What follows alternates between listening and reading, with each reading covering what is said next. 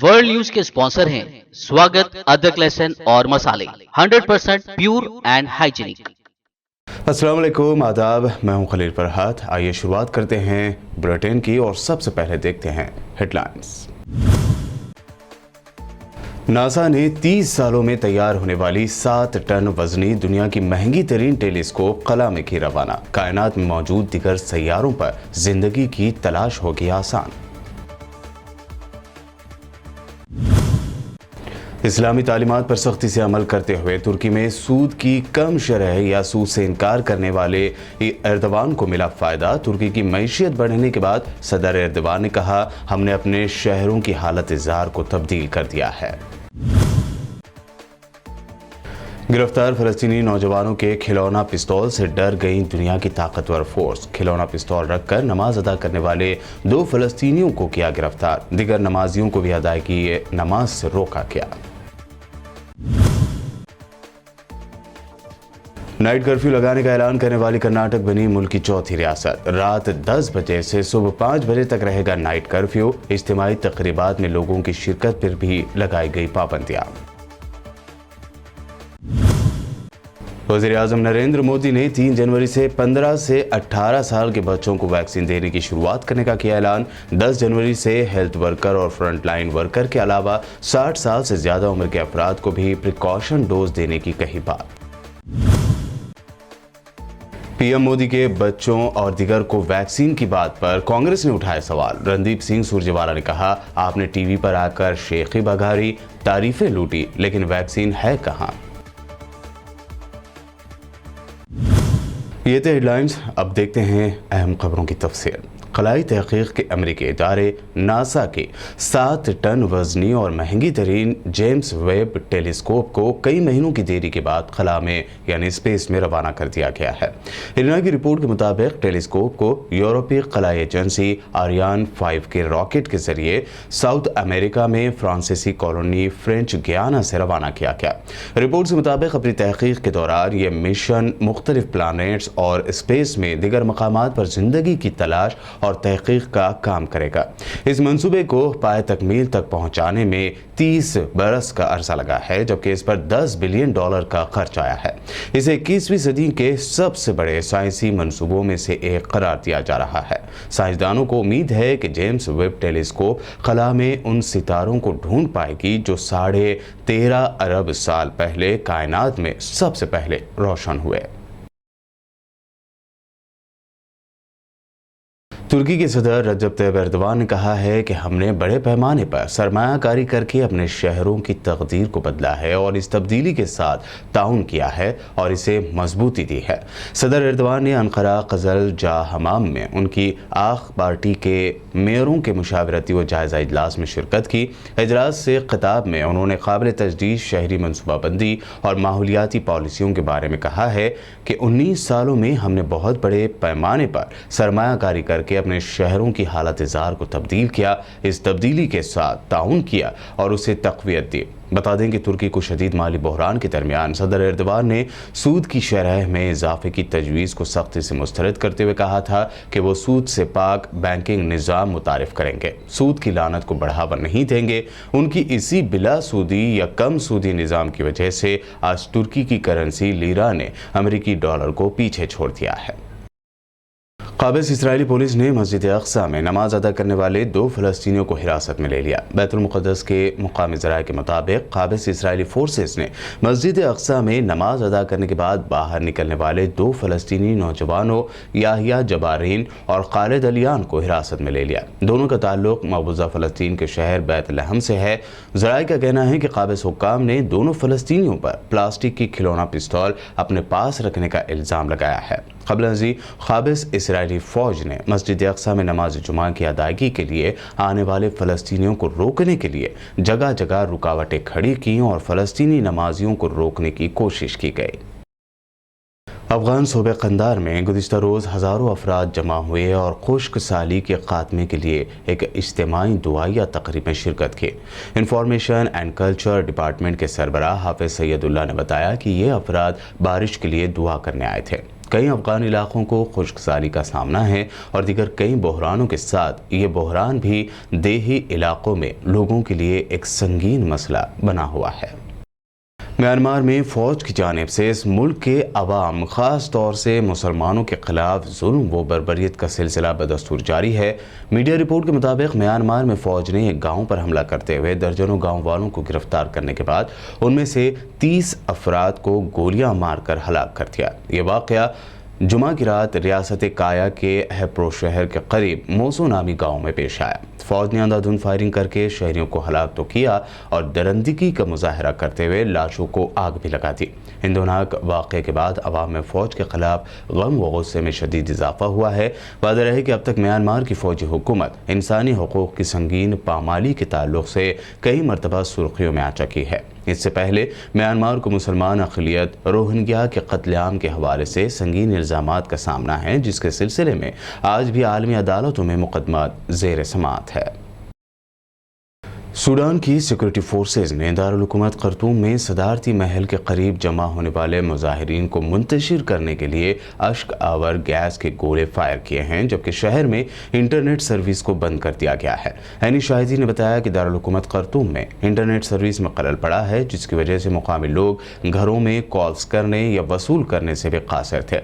ताहम internet service मुनक़ता होने के बावजूद लोग बाज़ शहरों में मुजाहिरों की तस्वीर सोशल मीडिया पर पोस्ट करने में कामयाब हो गए। इन तस्वीर में मदनियों और एतबारा समेत कई शहरों में एहतजाज दिखाई दिया गया है। ऐनी शाहिदी ने यह भी बताया है कि फौज और सरीउल हरकत फोर्सेज ने खर्तूम को दरियाए नील के पार उसके जुड़वां शहर उम्मे-दुर्मान से मिलाने वाले पुलों की तरफ जाने वाली सड़कें बंद कर दी थीं।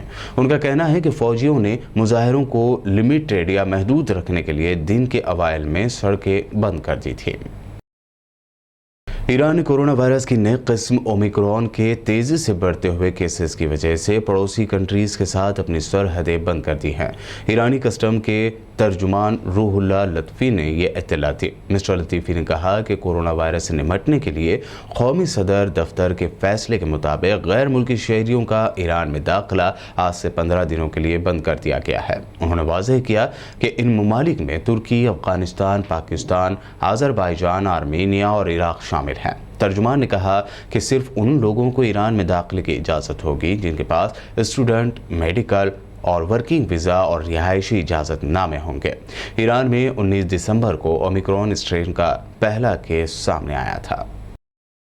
कोरोना की नई किस्म ओमिक्रॉन के तेज़ी से बढ़ते हुए केसेस के पेश नज़र क्रिसमस के दिन दुनिया भर में 6,600 से ज़्यादा फ़्लाइट्स कैंसिल कर दी गई। ये मालूमात flight trekking website flight over की तरफ से शाये करदा डेटा में दी गई है। इनमें से 231 परवाज़ें अमेरिका से हैं। flightover.com नामी वेबसाइट के डेटा के मुताबिक इस हफ्ते के अख्तिताम पर जब कई लोग अपने अपने घरों को पहुंचने की कोशिश में थे, दुनिया भर में 6,000 से ज़ायद परवाज़ें मनसूख हो गई। इसके अलावा यूरोपियन कंट्रीज़ में भी सैकड़ों फ़्लाइट्स कैंसिल कर दी गई हैं। दूसरी जानिब एशिया के कई कंट्रीज़ अब भी इंटरनेशनल फ्लाइट्स बंद करने पर गौर कर रहे हैं।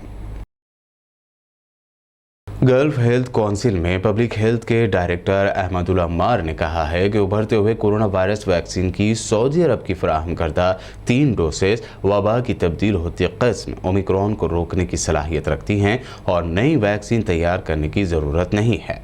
एक इंटरव्यू में उन्होंने वजाहत की कि ओमिक्रॉन तेज़ी से फैलने की सलाहियत रखता है, जिसकी वजह से ये वायरस ज़्यादातर कंट्रीज़ में तेज़ी से फैल रहा है। उन्होंने इस बात पर जोर दिया कि ये वायरस फ़िलहाल 1 से ज़्यादा ममालिक में मौजूद है।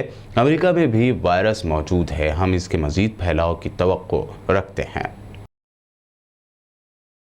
वर्ल्ड न्यूज़ में वक्त हुआ है एक शॉर्ट ब्रेक का। जल्द लौटेंगे और देखेंगे अहम नेशनल न्यूज़।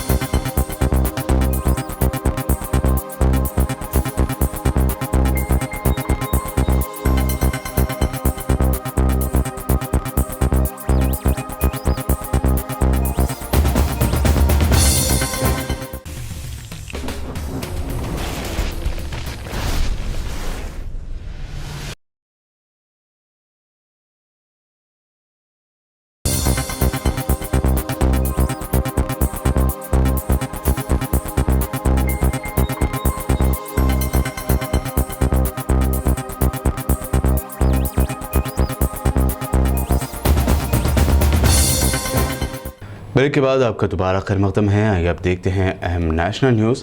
कर्नाटक हुकूमत ने 28 दिसंबर 10 दिन के लिए नाइट कर्फ्यू लगाने का ऐलान कर दिया है। ये नाइट कर्फ्यू रात 10 बजे से सुबह 5 बजे तक लागू रहेगा।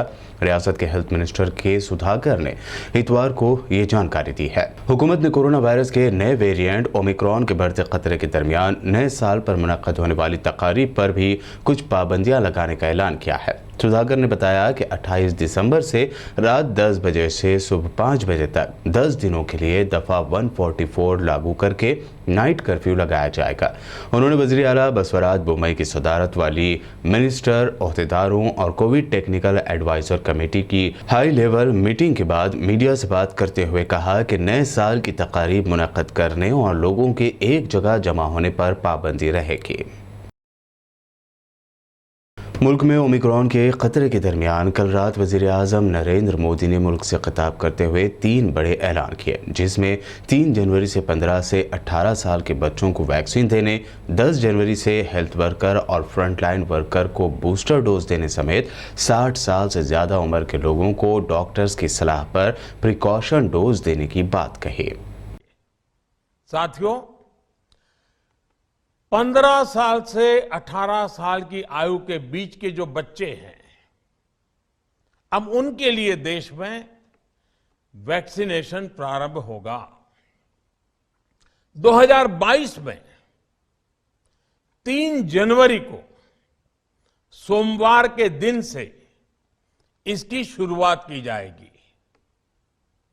ये फैसला कोरोना के खिलाफ देश की लड़ाई को तो मजबूत करेगा ही, स्कूल कॉलेजों में जा रहे हमारे बच्चों की और उनके माता पिता की चिंता भी कम करेगा। साथियों, हम सबका अनुभव है कि जो कोरोना वॉरियर्स हैं, हेल्थ केयर और फ्रंटलाइन वर्कर्स हैं, इस लड़ाई में देश को सुरक्षित रखने में उनका बहुत बड़ा योगदान है। वो आज भी कोरोना के मरीजों की सेवा में अपना बहुत समय बिताते हैं।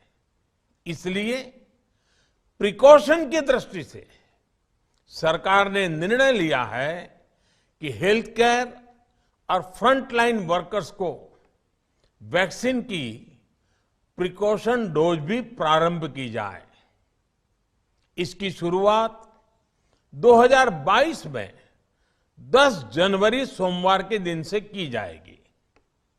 साथियों, कोरोना वैक्सीन का अब तक का ये भी अनुभव है कि जो अधिक आयु वाले हैं और पहले से ही किसी न किसी गंभीर बीमारी से पीड़ित है, उन्हें प्रिकॉशन लेना सलाह योग्य है।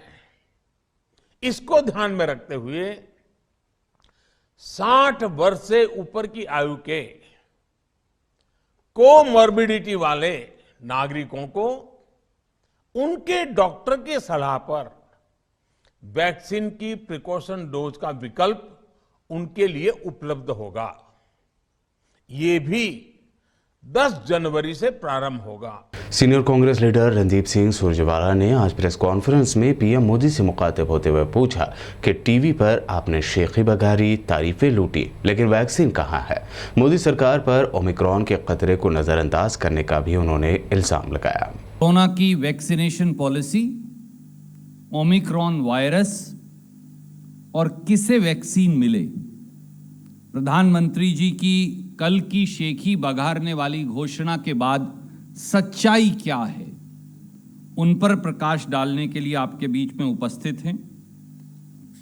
सच्चाई यह है कि ओमिक्रॉन वायरस के जानलेवा खतरे को नजरअंदाज कर देशवासियों की जिंदगी को खतरे में डाल रही है मोदी सरकार। बातें बनाने और टेलीविजन पर आने से आपराधिक लापरवाही के जख्म नहीं भर पाएंगे। मेरी बात शुरू करते हुए मैं ये जरूर कहूंगा कि भारतीय राष्ट्रीय कांग्रेस देश के डॉक्टर साहिबान, nurses, paramedics, health workers, frontline workers, corona warriors, हम उनके शुक्रगुजार हैं जिन्होंने अपनी जान हथेली पर रखकर इस देश के लोगों की वैक्सीनेशन में अग्रणी योगदान दिया। वो साधुवाद के पात्र हैं। पर मोदी सरकार क्या कर रही है? दिशाहीन नेतृत्व, बिना नियंत्रण वाली सरकार, दृष्टि और सोच की भयंकर कमी, केवल हेडलाइन मैनेजमेंट, स्टंटबाजी और इवेंटबाजी, यहां तक मोदी सरकार सीमित हो गई है। मोदी सरकार ने, Modi government has failed India. याद करिए, कोरोना की पहली और दूसरी लहर में मोदी सरकार ने हमारे प्रवासी मजदूरों को किस प्रकार से पलायन और कई बार मौत की घाट, मौत का फंदा चूमने पर मजबूर किया। होम मिनिस्टर अमित शाह ने आज यूपी के कासगंज में अवामी जलसे से खिताब करते हुए कहा कि पहले कांग्रेस की हुकूमत थी तो दहशतगर्द हमले होते थे, लेकिन कांग्रेस कुछ नहीं करती थी। लेकिन जब नरेंद्र मोदी वजीर आजम बने तो पुलवामा और उरी में हुए दहशतगर्दाना हमलों के बाद पाकिस्तान में घुसकर सर्जिकल स्ट्राइक की गई। इतना ही नहीं, अमित शाह ने अपने खिताब में आर्टिकल 370 को हटाकर कश्मीर को भारत का हिस्सा बनाने की भी बात कही।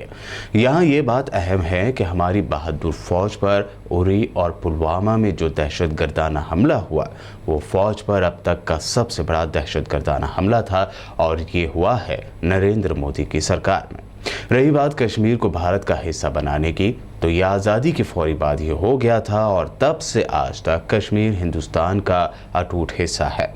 यहाँ से आर्टिकल 370 को हटाने से कोई फर्क नहीं पड़ा। जब आर्टिकल 370 यहाँ बरकरार था तब भी कश्मीर हिंदुस्तान का ही अटूट हिस्सा था। हम कहते थे हम धारा 370 को हटाएंगे, ये हमें कहते हैं कैसे हटाओगे? अरे यूपी वालों ने पूर्ण बहुमत दे दिया। 5 अगस्त 2019 को मोदी जी ने कश्मीर से धारा 370 को उखाड़ कर फेंक दिया। ये कश्मीर भारत मां का मुकुट बनी, आज भारत का अखंड हिस्सा बनकर पड़ा है। हमने 370 हटाई। मुझे बताओ, अखिलेश ने इसका विरोध किया या नहीं किया? जोर से बोलो, किया या नहीं किया? ये कांग्रेस पार्टी ने किया या नहीं किया? ये हाथी वालों ने किया या नहीं किया? 370 हटाने का विरोध करने वालों को वोट दे सकते हैं क्या? जोर से बोलो, दे सकते हैं क्या? मित्रों, मोदी जी ने देश को सुरक्षित करने का काम किया। पहले कांग्रेस का शासन था, आए दिन आतंकवादी घुस जाते थे, हमारे लोगों को मारकर, हमारे जवानों को मारकर चले जाते थे। दिल्ली के माथे पर जू नहीं रहती थी। होता था कुछ? होता था? आपने मोदी जी की सरकार बनाई, पुलवामा में हमला किया, उरी में हमला किया। ये भूल गए कि इस बार कांग्रेस की सरकार नहीं है, मनमोहन सिंह प्रधानमंत्री जी नहीं है, इस बार भाजपा की सरकार है और नरेंद्र मोदी जी प्रधानमंत्री है। नरेंद्र मोदी 10 ही दिन के अंदर सर्जिकल स्ट्राइक और एयर स्ट्राइक कर पाकिस्तान के घर में घुसकर बदला देने का काम नरेंद्र मोदी जी ने किया है। मित्रों, नरेंद्र मोदी। एमआईएम सदर बैरिस्टर असदुद्दीन ओवैसी ने ईश्वरपसंद हिंदुत्ववादियों की जानिब से मुसलमानों के कत्लेआम के साथ साथ साबिक वजीर आजम मनमोहन सिंह को पार्लियामेंट में गोलियां मारने के बयान की शदीद मजम्मत की। उन्होंने कहा कि कम अज कम वजीर आजम के ओहदे की तो इज्जत की जाए। एक महाशय ने कहा कि काश मैं एमपी होता तो मनमोहन सिंह को गोलियां मार देता। देश का मनमोहन सिंह 10 साल का प्रधानमंत्री, अगर मैं पार्लियामेंट में होता तो एक महाशय बोले, उनका नाम नहीं बोलना चाह रहा हूं मैं, ना छोड़िए, नाम तो सिर्फ अल्लाह का रहेगा, याद रखो, नाम तो सिर्फ अल्लाह का रहेगा और किसी का नाम नहीं रहेगा इंशाअल्लाह ताला। अब उस पर भी इनको तकलीफ हो जाएगी। तो एक महाशय ने कहा कि अगर मैं पार्लियामेंट में होता तो नाथूराम गोडसे की तरह 6 गोलियां भारत के एक्स प्राइम मिनिस्टर को गोली मार देता। अब आप सोचिए थोड़ी देर के लिए, जो मोदी के भक्त हैं उनसे भी कह रहा हूं, अगर कोई फेसबुक पर योगी और मोदी के बारे में कुछ अनाप शनाप लिख दे तो 4 घंटे के अंदर हजरत पुलिस उसके घर को पहुंच जाती। चल हमारे साथ। खाली फेसबुक पर देश के एक प्रधानमंत्री के ओहदे पर रहने वाले मनमोहन सिंह से कहा जा रहा है कि अगर हम होते तो तुझे 6 गोलियां मार देते। आपको मालूम, लंबा अरसा हो चुका ये होकर, 4-5 दिन हो चुके, एक भी गिरफ्तारी नहीं हुई, एक भी गिरफ्तारी नहीं हुई है। अरे मनमोहन सिंह की तो इज्जत नहीं करते तो देश के प्रधानमंत्री के ओहदे की तो इज्जत करो। आज मोदी प्रधानमंत्री है, कल कोई और होगा इंशाअल्लाह, मगर उस ओहदे की तो अजमत, उसका इकबाल रहना चाहिए ना। कोई कैसे खड़े होकर कह सकता है, कोई कैसे खड़े होकर कह सकता है कि मैं पार्लियामेंट में होता तो 6 गोलियां मार देता, मगर कोई एक्शन उत्तराखंड की बीजेपी की सरकार ने नहीं लिया। आखिर में हेडलाइंस पर एक और नजर। नासा ने 30 सालों में तैयार होने वाली 7 टन वजनी दुनिया की महंगी तरीन टेलीस्कोप कला में की रवाना। कायनात में मौजूद दिगर सैयारों पर जिंदगी की तलाश होगी आसान। इस्लामी तालीमात पर सख्ती से अमल करते हुए तुर्की में सूद की कम शरह या सूद से इनकार करने वाले एर्दवान को मिला फायदा। तुर्की की मईशियत बढ़ने के बाद सदर एर्दवान ने कहा, हमने अपने शहरों की हालत ज़ार को तब्दील कर दिया है। गिरफ्तार फलस्तीनी नौजवानों के खिलौना पिस्तौल से डर गई दुनिया की ताकतवर फोर्स। खिलौना पिस्तौल रखकर नमाज अदा करने वाले 2 फलस्तीनियों को किया गिरफ्तार। दिगर नमाजियों को भी अदायगी नमाज से रोका गया। नाइट कर्फ्यू लगाने का ऐलान करने वाली कर्नाटक बनी मुल्क की चौथी रियासत। रात 10 बजे से सुबह 5 बजे तक रहेगा नाइट कर्फ्यू। इज्तिमाई तकरीबात में लोगों की शिरकत पर भी लगाई गई पाबंदियां। वज़ीर-ए-आज़म नरेंद्र मोदी ने 3 जनवरी से 15 से 18 साल के बच्चों को वैक्सीन देने की शुरुआत करने का किया ऐलान। 10 जनवरी से हेल्थ वर्कर और फ्रंटलाइन वर्कर के अलावा 60 साल से ज्यादा उम्र के अफराद को भी प्रिकॉशन डोज देने की कही बात। पीएम मोदी के बच्चों और दिगर को वैक्सीन की बात पर कांग्रेस ने उठाया सवाल। रणदीप सिंह सुरजेवाला ने कहा, आपने टीवी पर आकर शेखी बघारी, तारीफें लूटी, लेकिन वैक्सीन है कहां। वर्ल्ड न्यूज में ये थी अब तक की अहम इंटरनेशनल और नेशनल न्यूज। देखते रहिए बीबीएन चैनल।